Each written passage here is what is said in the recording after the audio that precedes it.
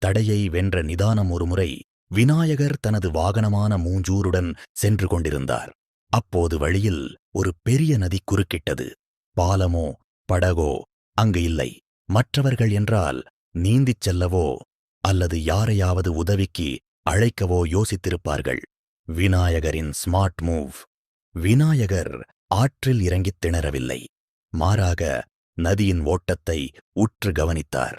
நதியின் ஒரு பகுதியில் நீர் சுழற்சி குறைவாக இருப்பதையும் அங்கே மணல் திட்டுகள் இருப்பதையும் கண்டார். அவர் தனது மூஞ்சூறு வாகனத்திடம், நாம் போராடத் தேவையில்லை, நீரோட்டத்திற்கு இசைவாகச் சென்றாலே அது நம்மை அடுத்த கரைக்குக் கொண்டு சேர்க்கும் என்றார்.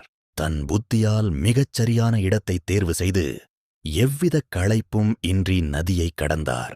வாழ்க்கையில் தடைகள் வரும்போது அவற்றுடன் போராடி ஆற்றலை வீணாக்கக் கூடாது.